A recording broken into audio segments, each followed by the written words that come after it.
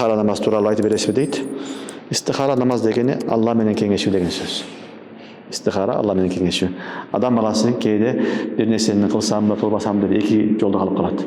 Өзү чече албайт. Бирөөлөр менен машвара кылат, кеңешет, чече албайт. Анан бир эле Алла калат.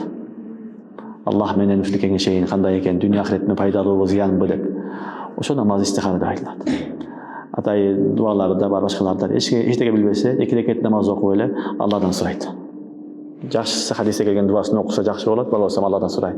Я Алла, ушул ишти кылсам дүйнө ахиретиме пайдалуу болсо, мага ушул ишти жеңил кылып көрсөт. Ошол жака жолумду ачып бергин.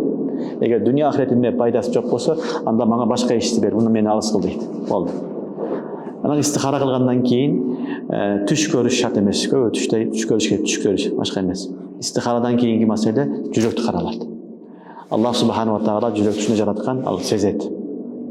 Эгер жакшы иш болсо, Алла таала илхам кылып түштө бериши мүмкүн. Бирок кээде түш болбосо дагы жүрөк ошону айтат.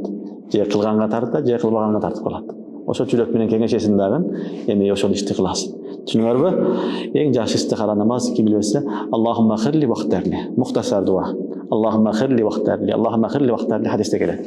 Ушуну окусаңар деле боло берет. Ушуну окуп жатсаңар деле болот. Ушу менен дагы истихара боло берет. Аллахумма хирли вахтарли деген дуа.